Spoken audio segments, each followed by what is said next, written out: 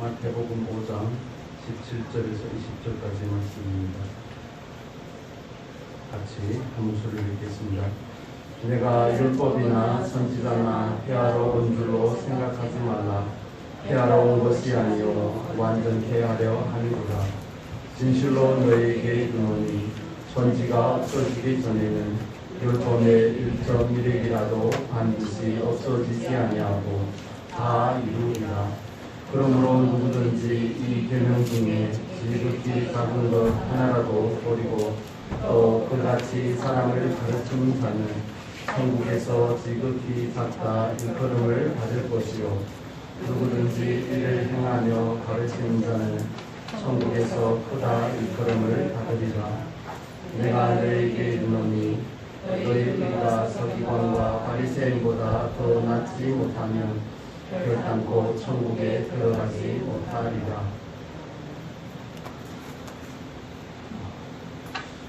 우리가 지금 마태복음 5장에서 7장까지 살상 수훈에 대해서 나누고 있습니다. 지금 우리가 팔복에 대해서 나누고 지난주에는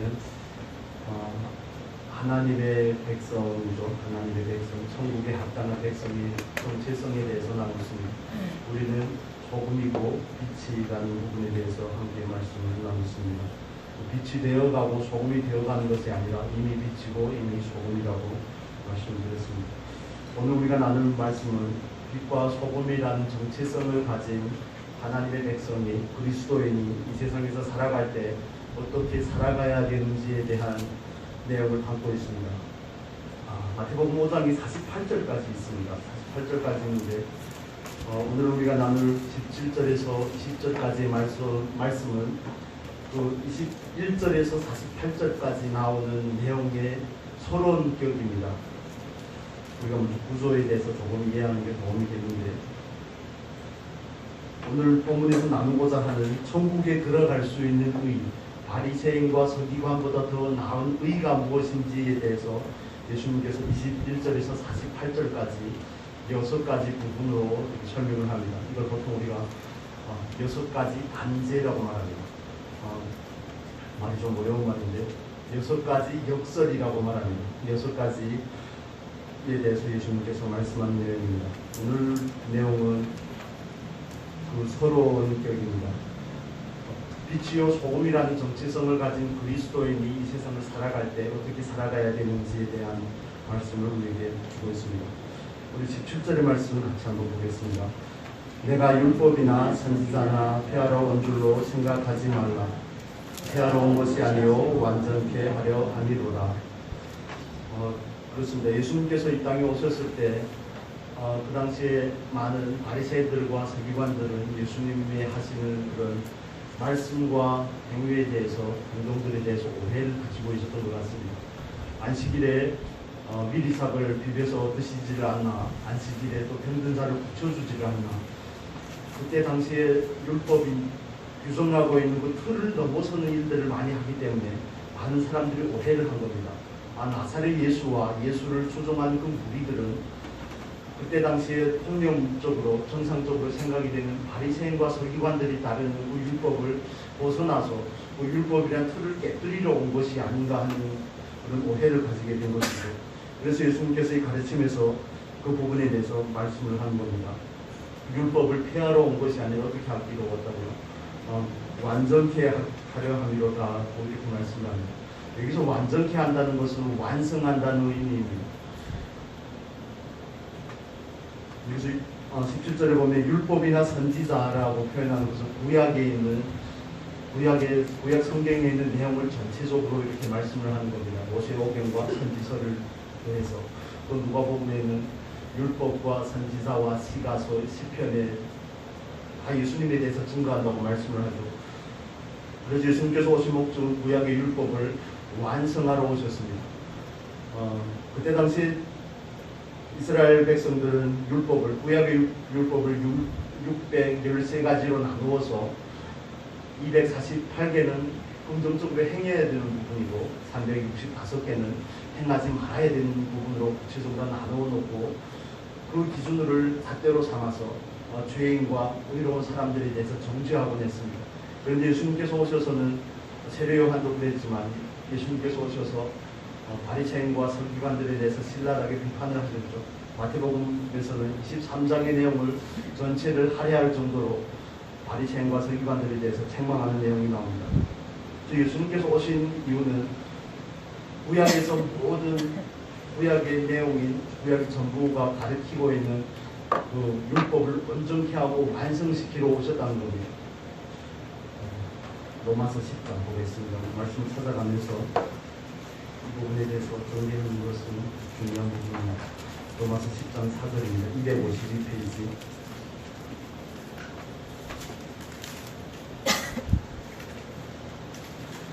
읽겠습니다. 그리스도는 모든 믿는 자에게 의를 이루기 위하여 율법이 마침이 되시니라.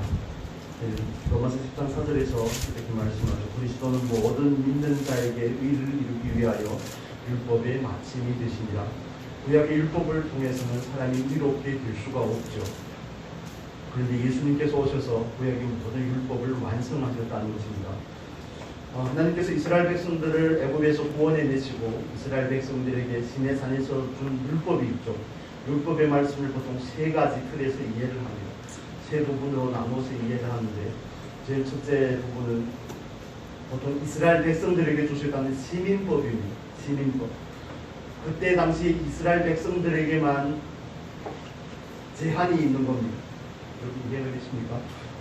레위기 11장 같은 경우 먹고 마시는 문제에 대해서 나오죠. 어떤 짐승은 먹어야 되고 어떤 건 먹으면 안 되고 하는 것은 그때 당시 이스라엘 백성에게만 국한된 겁니다.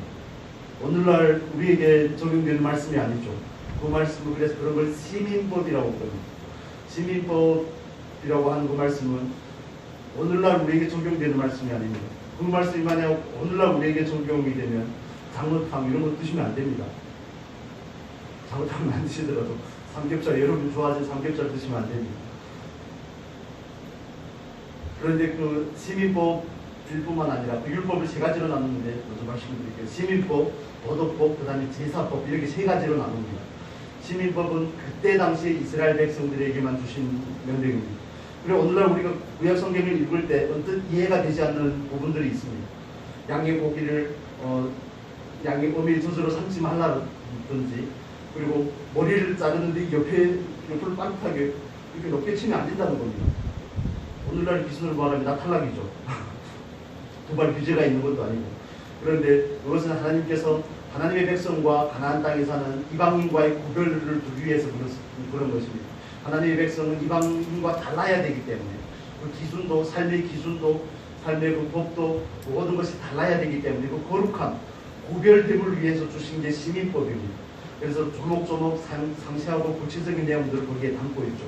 출산을 하고 나면 남자아이를 낳으면 며칠 동안 몸조리를 해야 되죠. 짧게 말씀하지 마시고 남자아이를 낳고 여자아이를 낳고 하면 몸조리하는 그 시간은 다 다른 그런 구체적인 부분, 피부에 질환이 생기면 어떻게 해야 되는지, 집에 질환, 그런 피부병 같은 게 생기면 어떻게 해야 되는지, 전염병이 생기면 어떻게 해야 되는지 모든 부분에 대해서 구체적으로 말씀하시는 게 도덕법입니다. 도덕법. 그 시민법입니다. 그 시민법은 예수님께서 오셔서 이미 다 이루셨기 때문에 오늘날 우리에게는 적용이 되지 않는 부분입니다. 이해가 되십니까? 그 다음에 두 번째로 우리가 이해를 할 필요가 있는 것은 제사법에 대한 부분이죠. 우리는 잘 압니다. 구약에 나오는 다섯 종류의 제사, 다섯 종류의 제사는 다 예수님을 예표하고 있음을 압니다. 뭐죠?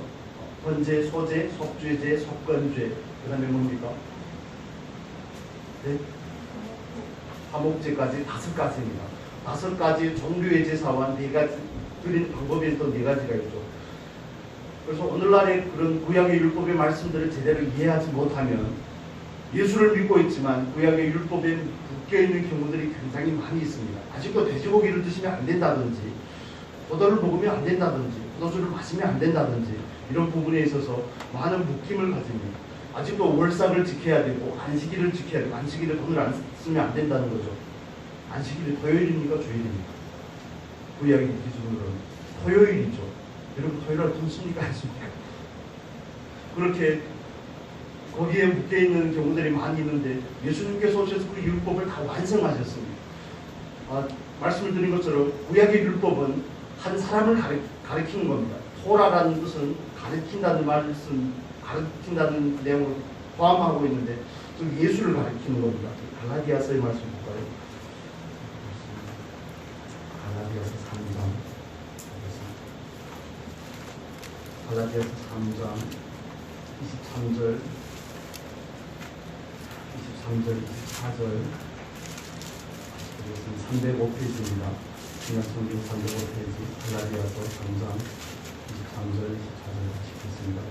믿음이 오기 전에 우리가 율법 아래에 매임받고 계시될 믿음의 때까지 갇혔느니라. 이같이 율법이 우리를 그리스도에게로 인도하는 몽학 선생이 되어 우리로 하여금 믿음으로 말미암아 의롭다함을 얻게 하려 함이니라. 아멘. 율법은 우리를 그리스도에게로 인도하는 거죠. 구약의 율법은 예수 그리스도를 가리키고 있는 겁니다. 그래서 구약의 제사든지 구약의 시민법이든지 구약의 많은 절기, 제사법에는 절기도 들어가죠. 절기 같은 모든 것들은 다 예수를 나타내는 겁니다. 예수 그리스도 안에 진정한 안식이 있죠. 구약 때는 하루를 할애해서 그 안식을 누리는데 예수님께서 오셔서는 내가 바로 안식일의 주인이라고 말씀을 합니다. 안식은 어떤 특정한 날에 있는 것이 아니라 예수 그리스도 안내에 있다고 말씀을 하시는 거죠. 그래서 구약의 모든 율법은 예수를 가리키는 겁니다. 시민법도 다 완성이 되었을 뿐만 아니라 제사법과 절기법 같은 것도 다 완성이 된 거죠. 구약시대는 이스라엘 백성들은 6월절을 지켜야 됩니다. 남자들은 오늘 새벽에 나눴던 것처럼 남자들이 1년에 3번씩 예루살렘 성전에 올라가야 됩니다. 무교절을 지켜야 됩니다. 7.7절을 지켜야 되고 또 초막절을 지켜야 됩니다. 그런데 예수가 오셔서 그 모든 것을 완성하신 겁니다. 예수가 6월절이 어린 양이 되어서 율법 모든 제사를 완성하신 거죠. 예수께서 오셔서 친히 제물이 되시고 친히 화목 제물이 되셔서 그 모든 제사를 폐하신 겁니다. 단번에 영원한 제사를 이루사 오늘날 저와 여러분은 제사를 드릴 필요가 없게 된 것입니다. 그리고 구약을 읽을 때 오늘날의 관점을 가지고 예수 그리스도라는 그 프레임을 가지고 구약을 읽어야 됩니다. 그럴 때 저와 여러분 안에 넘치는 감사가 있게 되는 겁니다. 오늘날에도 죄를 지었는데 여전히 양을 가지고 소를 가지고 나와서 제사를 드릴 수 있다면 얼마나 불편하겠습니까? 히브리서 10장 보겠습니다. 히브리서 10장 12절부터 14절 같이 보겠습니다.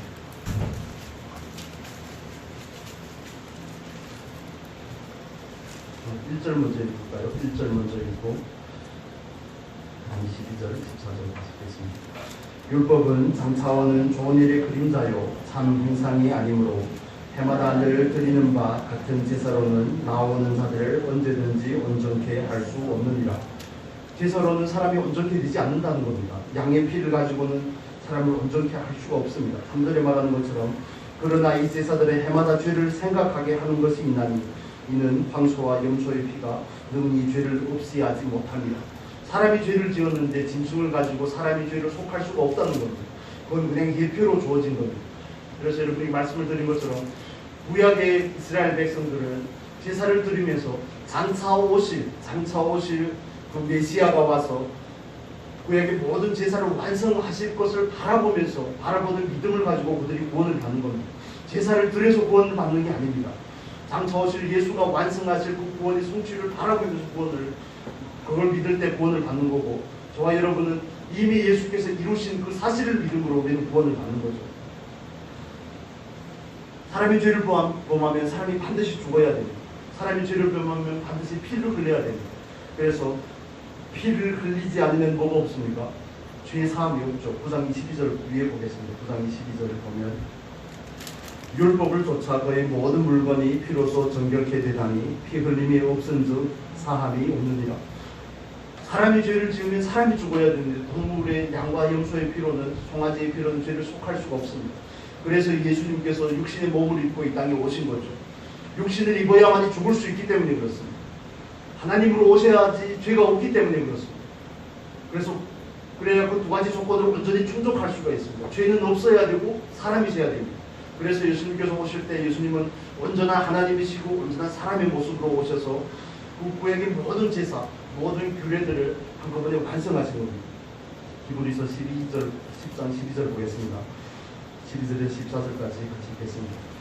오직 그리스도는 죄를 위하여 한 영원한 제사를 드리시고 하나님 우편에 앉으사 그 후에 자기 원수들로 자기 발등상이 되게 하실 때까지 기다리시나니 저가 한 제물로 거룩하게 된 자들을 영원히 온전케 하셨느니라. 아멘. 오직 그리스도는 죄를 위하여 한 영원한 제사를 드리고 하나님 우편에 앉으셨느니 모든 것을 완성하신 겁니다. 이 구절에도 이렇게 나오죠. 구절의 부분에 보면 그 첫 것을 폐하시면 둘째 것을 세우려 하시느니라. 처음의 제사, 처음의 규례, 처음의 율법은 온전한 것이 아닙니다. 율법은 한 의를 가리키고 있는데 그 의는 예수 그리스도이신 겁니다. 예수가 오셔서 모든 율법을 이루시고 성취하신 겁니다. 제사법에 대한 부분으로 모든 것을 다 이루셨습니다. 예수께서 친히 번제단의 제물이 되신 거죠. 예수께서 친히 화목제물이 되셔서 죄인 되었던 저와 하나님 사이의 관계를 다시 회복시킨 겁니다. 그래서 에베소서 2장에서는 중간에 막힌 담을 허시고 둘로 하나를 이루사 이렇게 말씀을 하는 겁니다. 예수께서 친히 화목제물이 되신 거죠. 예수께서 친히 하나님이 받으실 만한 소제물이 되신 것이고 또 죄를 속하는 속죄의 제물이 된 것입니다. 사람과 사람 사이에 속건의 제물을 행하신 그 속건 제물이 되신 것이 예수님입니다. 그래서 오늘날에는 안식일을 지켜야 됩니까? 안 지켜야 됩니까? 안식일을 지키는 게 아닙니다. 초기 교회 때는 그 안식이라는 개념이 주일이라는 개념으로 바뀌었죠. 그래서 저와 여러분은 주일날에 교회에 나와서 예배하는데 예수 안에 안식이 있기 때문에 그렇고 또 주일날에 예배 드리는 것은 무엇 때문에 그렇습니까? 그날에 예수께서 부활하신 날이기 때문에 그날에 나와서 하나님 앞에 예배를 드리는 줄로 믿습니다. 그래서 우리는 월삭이라든지 그런 모든 절기들을 구약의 절기들을 하나도 지키지 않습니다. 우리는 거기에 상응하게 기념을 하는 거죠. 아멘입니까? 골로새서 2장 11절 말씀들을 찾아서 보는 게 좋았습니다. 골로새서 2장 보겠습니다. 골로새서 2장 16절 보겠습니다. 16절에서 17절 같이 읽겠습니다. 325페이지 골로새서 2장 16, 17절 같이 읽겠습니다. 그러므로 먹고 마시는 것과 절기나 월삭이나 안식일을 인하여 누구든지 너희를 편론하지 못하게 하라. 이것들은 상대일의 그림자이나 몸은 그리스도의 것이니라. 안식일이나 월삭이나 먹든지 마시든지 이런 부분을 가지고 다른 사람에게 판단을 받고 정죄를 받을 필요가 없다는 겁니다. 예수가 오셔서 우리를 율법에서 구해내시고 율법의 모든 속박과 모든 저주에서 우리를 온전하게 해방하신 줄로 믿습니다. 예수님께서 오신 목적은 그 율법을 성취하기 위해서 오신 겁니다. 율법이 마침이 되기 위해서 오신 줄로 믿습니다. 그래서 오늘날 저와 여러분은 시민법을 지킬 필요가 없습니다. 구약 성경이 기록이 된 이스라엘 백성들에게 맞춘 그 시민법을 지킬 필요가 없습니다. 구약의 그 제사법, 안식일이라든지 절기라든지 거기에 매일 필요가 없습니다. 사도 바울이 고린도전서에서 말하는 것처럼 아직도 예수가 왔는데 구약의 절기에 매이는 것은 얼굴을 가리고 예배를 드리는 것과 같다고 그럽니다. 여러분 가톨릭 교회, 천주교회가 예배 드리는 거 보셨죠? 아직도 머리에다 두건 같은 거 쓰고 예배 드립니다. 그걸 경건하다고 생각을 하는데 그거는 가려진 겁니다. 가려진 겁니다. 이미 예수가 오셔서 모든 율법을 이루어놨는데 아직도 구약의 율법에 매여 있는 거죠. 진정한 자유를 모르는 겁니다. 예수 안에만 자유함이 있는 줄로 믿습니다. 예수 안에만 참된 자유가 있습니다. 율법은 우리에게 자유를 줄 수가 없습니다. 그리고 마지막에 아직까지도 유효한 것, 시민법과 제사법, 절기법이 이미 다 완성이 되었다고 그랬죠. 그런데 아직까지 유효한 것은 도덕법입니다. 도덕법. 우리가 도덕법의 결론으로서 마태복음 22장의 말씀에 나오는 거죠. 예수님께서 말씀하신 것. 하나님을 사랑하고 이웃을 사랑하는 것이 도덕법의 완성입니다. 구약의 율법의 핵심이라고 예수님께서 말씀을 하셨죠. 마태복음 22장 보겠습니다. 22장 37절에서 40절까지 말씀입니다. 마태복음 22장 37절에서 40절 같이 읽겠습니다. 예수께서 가라사대 내 마음을 다하고 목숨을 다하고 뜻을 다하여 주 너의 하나님을 사랑하라 하셨으니 이것이 크고 첫째 되는 계명이요 둘째는 그와 같으니 내 이웃을 내 몸과 같이 사랑하라 하셨으니 이 두 계명이 온 율법과 선지자의 강병이니라. 아멘. 도덕법의 정신, 율법의 정신입니다. 율법의 근간이 되는 거죠. 율법의 핵심적인 이 내용은 아직도 유효한 겁니다. 예수님께서 마태복음 23장에서 바리새인들과 서기관들을 외식하는 자들이라고 신랄하게 비판을 가한 데는 그들의 율법의 겉모습은 지키는데 그 안에 사랑이 없기 때문에 그런 겁니다. 사도 바울이 고린도전서 13장에서 말하는 것처럼 고린도 교회는 은사는 있지만 은사에 사랑이 없는 겁니다. 은사에 자기를 나타내려고 하는 것이지 주의 몸되게 교회를 세우고 지체를 세우려고 하지 않기 때문에 그런 것과 마찬가지인 겁니다. 그래서 그 도덕법의 정신, 율법의 정신은 오늘날까지도 유효합니다. 그래서 예수님께서 요한복음 13장에서 그렇게 말씀을 하시죠. 내가 너에게 새 계명을 주노니, 사실 새 계명이 아니죠. 옛 계명입니다. 똑같은 겁니다. 너희는 서로 사랑하라는 겁니다. 내가 너희를 서로 사랑한 것 같이, 내가 너희를 사랑한 것 같이 너희가 서로 사랑하라. 그래야면 모든 사람이 너희가 내 제자인 줄 알리라. 도덕법의 정신, 사랑의 정신을 오늘날 저와 여러분이 삶 가운데서 아직도 유효한 줄로 믿습니다. 그것이 하나님의 뜻을 이루는 겁니다. 그래서 모든 율법을 우리가 다 지킬 수는 없죠. 그래서 모든 말과 모든 행위 가운데 저와 여러분에게 있어야 될 것은 무엇일까요? 사랑입니다. 사랑이 율법의 결론입니다. 그래서 모든 것을 할 때 나는 사랑으로 하는가를 분별을 하는 겁니다. 나는 사랑으로 하는지, 사랑하기 때문에 하는지, 사랑을 위해서 하는지, 이런 틀을 가지고 우리들의 삶을 분별하고 하나님 앞에서 점검을 하는 겁니다. 그래서 사랑이 아닌 것은 뭡니까? 사랑이 아닌 것은 죄죠. 오늘날의 기준으로 말하면 사랑하라고 말하는데 사랑하지 않으면 죄입니다. 근심 걱정하지 말라고 그러는데 근심 걱정하면 죄입니다. 항상 기뻐하라고 그러는데 기뻐하지 않으면 죄입니다. 우리는 간음하지 말라, 도둑질하지 말라 이런 것만 죄라고 생각을 하는데 사실은 그렇지 않습니다. 더 엄격한 잣대를 들이대면 사랑하지 못하는 게 죄입니다. 그렇다면 우리 마태복음 5장으로 다시 돌아와서 그 말씀을 보겠습니다. 마태복음 5장으로 돌아와서 5장 18절에서 20절까지 같이 읽겠습니다. 진실로 너희에게 이르노니 천지가 없어지기 전에는 율법의 1.1일이라도 반드시 없어지지 아니하고 다 이루리라. 그러므로 누구든지 이 계명 중에 지극히 작은 것 하나라도 버리고 또 그같이 사람을 가르치는 자는 천국에서 지극히 작다 일컬음을 받을 것이요 누구든지 이를 행하며 가르치는 자는 천국에서 크다 일컬음을 받으리라. 내가 너희에게 이르노니 너희 의가 서기관과 바리새인보다 더 낫지 못하면 결단코 천국에 들어가지 못하리라. 율법의 결론은 사랑이라고 말씀을 드렸습니다. 그때 당시 바리새인과 서기관들이 율법에 대해서 얼마나 흥미 없게 행한지를 우리는 사도 바울의 간증을 통해서도 알 수 있습니다. 마태복음 23장 꼭 읽어보시길 바랍니다.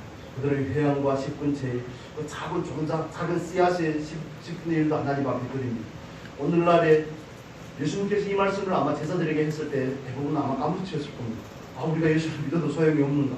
우리는 하늘나라에 들어갈 수가 없는가? 이 기준을 오늘날에 우리의 삶에 갖다 대면 우리는 하늘나라 문턱에도 못 갑니다. 입구에 들어갈 수가 없습니다. 그럼 우리는 구원을 받지 못하는 것입니다. 어떻게 생각을 하십니까? 여러분, 우리의 의가 바리새인과 서기관보다 낫습니까? 바리새인과 서기관들은 그 핵심적인 내용물은 없지만 그 사랑이라는 정신적인 그 근간은 없지만 그들의 행위에 있어서도 완벽했습니다. 우리는 때로 사랑이 있는지 없는지는 일단 배제해두고 행위에 대해서도 완전하지가 않습니다. 겉모습조차도 완전하지 않습니다. 그렇다면 우리는 바리새인과 서기관들에 의해 한참 더 못 미치는데 그보다 더 나은 의가 있어야 하나님의 나라에 들어간다고 그러는데 어떻게 할 겁니까? 자신 있습니까? 바리새인과 서기관들의 의를 능가할 수가 없음을 우리는 먼저 인지할 필요가 있습니다. 갈라디아서 2장 보겠습니다. 이 부분을 다 아시는 말씀이지만 내용이지만 정리를 할 필요가 있을 것 같습니다. 갈라디아서 2장 16절 303페이지입니다. 갈라디아서 2장 16절 같이 읽겠습니다. 사람이 의롭게 되는 것은 율법의 행위에서 난 것이 아니요 오직 예수 그리스도를 믿음으로 말미암는 줄 아는 거로 우리도 그리스도 예수를 믿나니 이는 우리가 율법의 행위에서 아니고 그리스도를 믿음으로써 의롭다 함을 얻으려 함이라. 율법의 행위로서는 의롭다 함을 얻을 육체가 없느니라. 율법의 행위로는 하나님 앞에 의롭다 함을 얻을 육체가 없느니라. 그렇지만 우리에게 주어진 의는 율법의 행위에서 난 의가 아니라 믿음으로서 난 의인 줄로 믿습니다. 하나님의 나라에 들어가는 것, 물과 성령으로 거듭나는 것, 그건 성령의 역사지. 성령의 역사지. 우리가 말씀을 지켜서 이루어진 결과가 아니라는 겁니다. 그렇다면 그리스도인에게 온전한 의를 예수님께서 요구하시는 이유와 목적이 뭘까요? 구원이라는 놀라운 은혜를 받았기 때문에 하늘에 계신 너희 아버지의 온전하심과 같이 너희도 온전하라고 하나님께서 말씀하시는 줄로 믿습니다.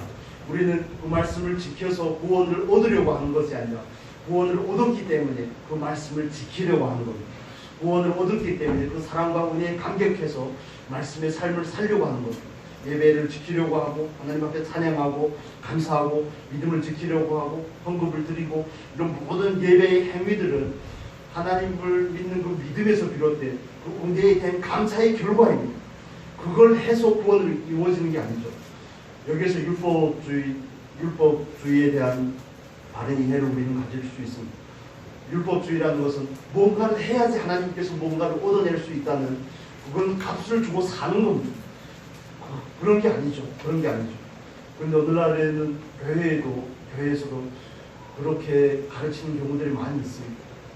뭔가를 해야지만이 하나님 앞에서 의로움을 받을 수 있는 것 같고 하나님 앞에 인정을 받을 수 있는 것 같고 그런 식으로 가르치는 경우가 많이 있습니다. 사실 그렇지 않습니다.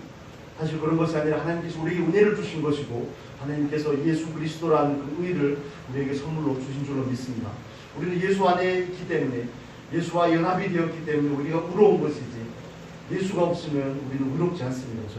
그런데 믿음으로 말미암아 의롭게 된 줄로 믿습니다. 그래서 바리새인과 서기관들의 의를 넘어서는 그 의는 예수밖에 없습니다. 앞으로 넘기셔서 로마서 보겠습니다. 로마서 3장 21절 보겠습니다.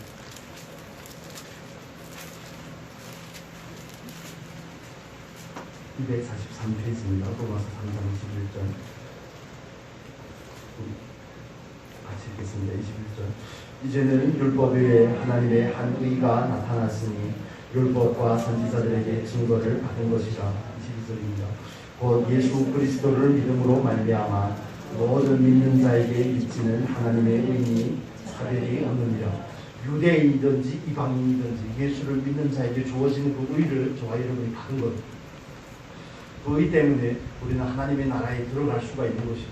예수 때문에 들어가는 겁니다. 율법의 행위 때문에 들어가는 게 아니죠.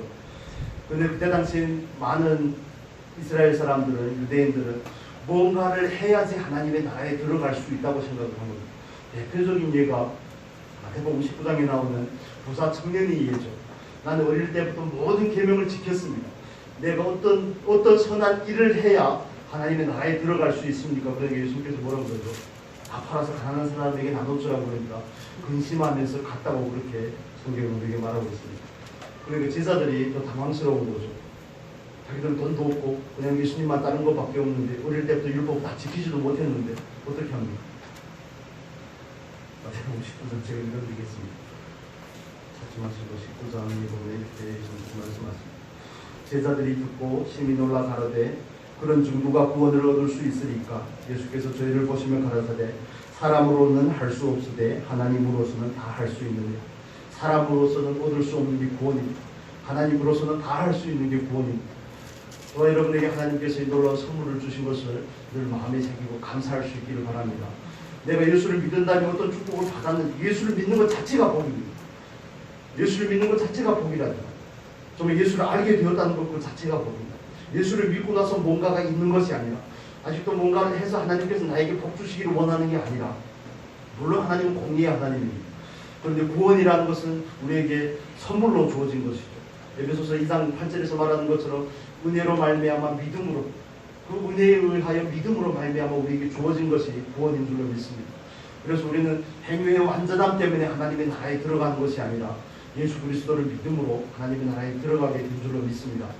그렇다면 그 의만 소유하면 끝이냐? 성경에서 그렇게 이야기하지 않습니다. 하나님께서 예수 그리스도의 의를 우리에게 주셨기 때문에 이제는 의롭게 살라고 말하는 거예요. 그게 저와 여러분이 이 세상을 예수를 믿고 살아가는 삶이 여정 가운데 있어야 될 일들이죠. 그래서 오직 의인은 무엇으로 산다고요? 믿음으로 말미암아 살립니다. 의인은 자기 일을 사랑하면서 사는 게 아닙니다. 내가 얼마나 거룩한지, 내가 얼마나 사랑할 것이 많은지, 내가 하나님 앞에서 얼마나 경건한지, 그게 아니라 믿음으로 말미암아 사는 거예요. 예수를 믿지 않으면 한시라도 하나님 말씀대로 살아낼 수 없음을 인정하고 고백하며 살아가는 겁니다. 로마서 9장 30절 보겠습니다. 적어놓으시고 보시기 바랍니다. 로마서 9장 30절.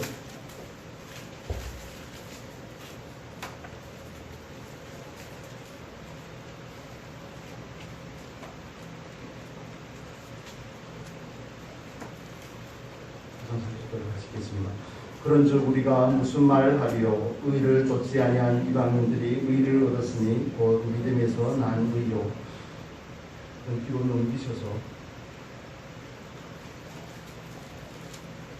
넘기셔서 갈라디아서의 말씀 보겠습니다. 갈라디아서의 말씀 한 절만 보겠습니다. 3장 11절입니다. 3장 11절.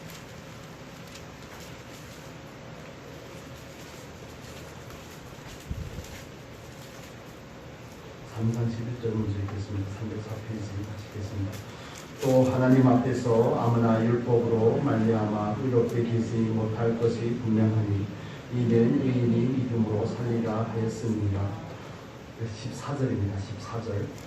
이는 그리스도 예수 안에서 아브라함의 복이 이방인에게 미치게 하고 또 우리로 하여금 믿음으로 말미암아 성령의 약속을 받게 하려 합니다. 이제는 믿음으로 의를 얻었을 뿐만 아니라 의를 따라 살아야 되는 것이 저와 여러분의 삶인 줄로 믿습니다. 그래서 그 의를 따라 사는 삶이 어떻게 나타날까요? 의를 따라 사는 삶은 성령의 인도함을 받는 방법밖에 없습니다. 성령의 인도함을 받아야지 우리는 의롭게 살아낼 수가 있습니다. 우리로 하여금 믿음으로 말미암아 의롭게 한 그 의를 우리가 얻었다면 이제 그 의를 가지고 살아야 되는 겁니다. 성령께서 물과 성령으로 우리를 거듭나게 하시고 우리 안에 내주하시는 것은 그 의를 따라 살게 하기 위함인 줄로 믿습니다. 그래서 우리가 예수 그리스도 안에서 새로운 피조물이 되었으면 이제는 새로운 인격을 형성해 가야 되는 겁니다. 새로운 습관을 만들어 가야 되는 겁니다. 옛사람의 습관을 좇지 말고 새 사람으로 옷 입고 혹은 또 그리스도 예수로 옷 입고 버리는 데만 너무 초점을 맞추지 마시고 새 것을 만들어가는 데 초점을 맞춰야 됩니다. 여러분 요즘은 자기개발 같은 그런 책들에서 일괄적으로 가르치는 게 뭐냐면 나쁜 습관을 버리려고 하지 말고 좋은 습관을 만들려고 하라는 거예요. 좋은 습관을 만들면 나쁜 습관이 버려진다는 거죠. 그래서 우리는 새로운 피조물이기 때문에 의로 예수 그리스도의 의를 힘입어서 구원을 받았기 때문에 의를 위해서 살아야 되고 의로 인해서 살아야 됩니다. 성령의 한마디로 성령의 인도하심을 받는 삶이 되어야 되는 것입니다. 말씀대로 사는 삶이 되어야 되는 겁니다. 그러면 어떻게 살 수 있어요? 어떻게 살 수 있어요? 내 의가 아닌 그 의를 힘입어야 되는 겁니다. 나는 말씀대로 살 수 없지만 성령의 인도하심을 받고 성령의 충만함을 받아야 가능한 겁니다. 그 누구라도 성령의 인도하심이나 충만함을 받지 않으면 이거 순간적인 상태의 문제이기 때문에 바로바로 떨어질 수가 있다는 것을 우리는 기억하고 인지할 필요가 있습니다. 한번 따놓은 당상이 아니라는 겁니다. 이거는 믿음의 기복이 있다는 겁니다. 충만할 때는 그 말씀을 따라 율법의 요구를 이룰 수 있지만 그렇지 않으면 이룰 수 없는 것이 그리스도의 삶이고 그 온전한 말씀의 요구를 우리는 이루기 위해서 또 하나님의 말씀을 사모하고 달려가는 줄로 믿습니다. 그래야지 하나님 앞에 갔을 때 우리가 큰 자가 될 수가 있는 것입니다. 하나님 우편에 앉을 수가 있는 겁니다. 그래야지 의의 예복이 준비되는 것입니다. 착한 행실로 말미암아 하나님께 이 땅에서 영광되는 삶이고 그 나라에서도 존귀한 자의 자리에 있을 수가 있는 겁니다. 여러분 의를 소유하셨습니다. 그리스도인입니다. 새로운 피조물이 되셨습니다. 그러면 그 말씀대로 살기 위해 힘써야 됩니다. 힘쓴다는 말은 다른 의미를 또 가지고 있습니다. 힘쓴다는 것은 내가 주인이 된 삶을 사는 것이 아니라 예수와 계속 붙어있기를 힘쓰는 겁니다. 루시에서 나오는 그 루시 나오미를 붙쫓았다는 표현을 하죠. 붙쫓았다는 그 표현처럼 그것은 치아와 잇몸이 붙어있는 그 상태와 똑같은 것입니다. 가죽과 살과 뼈가 붙어있는 것과 똑같은 의미를 가지고 있는 것입니다. 그래서 우리는 그 붙어있기를 힘쓰는 겁니다. 저와 여러분은 말씀을 지키기를 힘쓴다고 하기보다는 예수와 붙어있고 그 연합의 상태를, 예수 안에 있는 그 상태를 유지하기를 힘쓰면 말씀으로 살아내는 그 삶이 자연스러운 결과로 나타나게 되는 거죠. 그래서 성령의 법은 어떻게 한다고요? 금지할 법이 없게 되는 겁니다. 우리 힘쓴다는 것을 말씀을 내가 행하기를 힘쓰는 게 아닙니다. 예수와 붙어있기를 힘쓰면 그의 생각이 내 생각이 되고 그의 의의가 내 의의가 되고 그의 능력이 되기 때문에 저와 여러분을 통해서 말씀을 그냥 결과적으로 살아내게 되는 것. 사랑하지 말라고 해도 사랑하지 않을 수가 없는 것이 저와 여러분의 삶이 되면 정말 좋겠습니다. 때론 실패할 때도 있고 연약할 때도 있지만 말씀대로 살기 싫다든지 아니면 말씀과 멀어졌다든지 그러면 말씀대로 살려고 노력하는 게 아니라 예수와 가까워지려고 노력을 해야 되는 거예요. 죄가 있다면 죄의 문제를 해결해야 되고요. 충만하지 않다면 충만의 문제를 위해서 기도를 해야 되고, 이 부분이 가장 핵심적인 부분입니다. 가지가 나무에서 떨어졌다면 나무에 붙어있기를 힘쓰면 열매는 결과입니다. 여러분, 하나님께서 우리에게 천국에 들어갈 수 있는 우리 예수 그리스도의 의를 허락하심을 진심으로 감사를 드립니다. 거기에 감사하는 마음으로 이제는 의를 힘입어 살아야 됩니다. 그것은 숙명과 같은 겁니다. 하나님께서 우리에게 주신 명령입니다. 거부할 수 있는 것이 아닙니다. 그 기준을 따라서 우리는 하나님 앞에서 우리들의 공백이 시험을 받을 것입니다. 하나님 앞에서 불로 태우듯이 모든 것이 불로 통과하게 될 때 말씀을 따라 산 삶의 결과만이 하나님 앞에 남을 수 있다는 것을 우리는 성경을 통해서 이미 나누었습니다. 잘 알고 있습니다. 그렇기 때문에 세상 사람이 어떻게 살든지 그건 우리와 관계가 없습니다. 나는 말씀이라는 기준을 따라서 어떻게 하나님께서 우리에게 원하시는 그 말씀을 따라 살아낼 건지, 천지가 없어질지언정 말씀을 피하지 않는다고 하는 그 하나님의 말씀, 그 존귀하신 말씀 앞에 어떻게 그 말씀대로 살아낼 것인지를 그런 소원을 가지시고 정말 예수와 하나 된 삶, 성령과 하나 된 삶을 힘쓰는 저와 여러분이 될 수 있기를 바랍니다. 이 저녁에도 우리가 하나님 앞에 기도하며 하나님과 멀어진 그 문제, 소원해진 그런 문제들이 어떤 부분이 있는지 다시 점검하고 충만한 그 자리로 들어가서 우리 삶을 통해 말씀을 살아내는 귀한 은혜가 있기를 바랍니다. 기도하겠습니다. 거룩하신 아버지, 우리의 힘으로는 하나님의 나라를 소유할 수가 없음을 우리가 압니다. 바리새인과 서기관보다 더 나은 의인은 오직 예수 그리스도밖에 없습니다. 예수님께서 오셔서 율법을 온전히 이루셨고 또 십자가에서 다 이루셨다고 말씀하셨습니다. 우리는 예수가 이미 이루어 놓은 그 성취 안에서 그 성취를 누리며 그 예수의 이름이 우리에게 주신 구원이라는 놀라운 선물을 받았습니다.